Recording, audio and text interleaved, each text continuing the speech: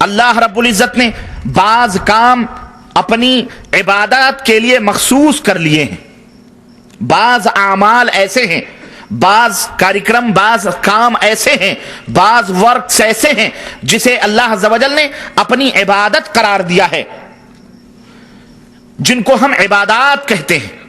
مثال کے طور پر سجدہ، یہ کس کے لیے ہے؟ اللہ عز و جل کے لیے۔ رکوع، یہ کس کے لیے ہے؟ اللہ عز و جل کے لیے۔ اللہ کے نام پر صدقہ و خیرات کرنا، یہ کس کے لیے؟ یہ صرف اللہ کے لیے۔ اس کے نام کا روزہ رکھنا، نماز پڑھنا، اس کے گھر کعبے کی زیارت کے لیے سفر کرنا، دور دور سے سواری اور جیسے بھی میسر ہو خانہ کعبہ کی زیارت کے لیے جانا، اللہ عز و جل سے دعا کرنا، اللہ کو پکارنا، اللہ کے گھر کا طواف کرنا، اللہ کی طرف اور اس کی طرف قربانی کے جانور لے جانا، اپنے گھر سے خانہ کعبہ کی طرف قربانی کے۔ اور ابھی میں بتاؤں گا لوگ کہاں کہاں سے قربانیوں کے جانور کہاں کہاں لے جاتے ہیں، اپنے اپنے ملکوں سے، اپنے اپنے گھروں سے کہاں کہاں قربانیوں کے جانور لے جاتے ہیں۔ وہاں جا کر کعبے میں منتیں ماننا، کعبے پر غلاف چڑھانا، حجر اسود کو چومنا، اس کے گھر میں، اللہ کے گھر میں روشنی کرنا، آب زمزم کو تبرک سمجھ کر پینا۔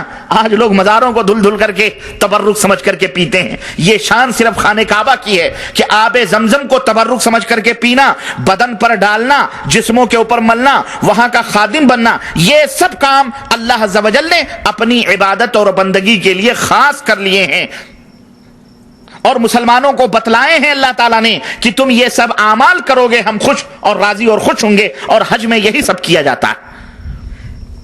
اب اگر کوئی شخص کسی نبی کو، کسی ولی کو، یا کسی فرشتے کو، یا کسی بھوت کو، یا کسی جن کو، یا کسی پریت کو، یا کسی دیوی کو، یا کسی دیوتا کو، یا کسی سچی جھوٹی قبر کو، یا کسی استھان کو، یا کسی تھان کو، یا چلے کو، یا کسی مکان کو، کسی تعزیے کو، کسی نشان کو، کسی چبوترے کو، کسی کے تبرک،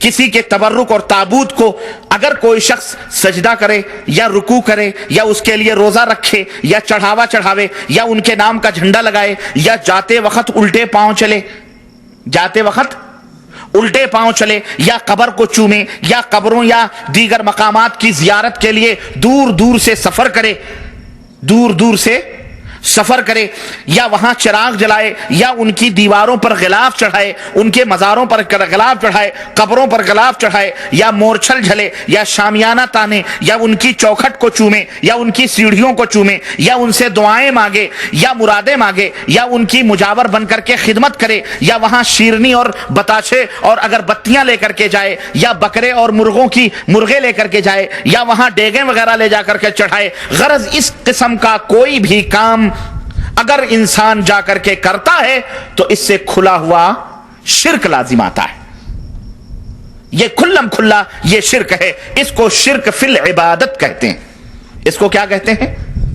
شرک فی العبادت، یعنی عبادت و بندگی میں کسی مخلوق کو شریک کرنا۔ یہ صرف اللہ عز و جل کا خاصہ ہے کہ اس کے لیے رکوع کیے جائیں، سجدے کیے جائیں، نظر و نیاز کیے جائیں، اس کے گھر کی زیارت کے لیے دور دور سے سفر کیا جائے، قربانی کے بکرے لیے جائیں، وہاں چراغاں کیا جائے، خانہ کعبہ کا غلاف چڑھایا جائے، وہاں کے پانی کو، آب زمزم کو تبرک سمجھ، یہ تمام سب خاص ہیں اللہ عز و جل کے گھر کے لیے، اس کی شان کے لیے، اس کی عبادت ہے یہ۔ اور اس عبادت میں کسی مخلوق کو، کسی پیر کو، کسی ولی کو، کسی درگاہ کو، کسی استھان کو، کسی دیوی کو سمجھنا، یہ میرے عزیز یہ شرک کہلاتا ہے۔ اب یہ عقیدہ جو ہے، یہ اس کو شرک فی العبادت کہتے ہیں، یعنی اللہ کے کسی مخلوق کی تعظیم اللہ جیسی کرنا، اللہ کے کسی مخلوق کی تعظیم اللہ جیسی کرنا، خواہ یہ عقیدہ ہو کہ وہ ذاتی اعتبار سے ان تعظیموں کے لائق ہے، یا یہ عقیدہ ہو کہ اللہ ان کی اس طرح تعظیم کرنے سے راضی اور خوش ہوتا ہے، اور اس کی تعظیم کی برکت سے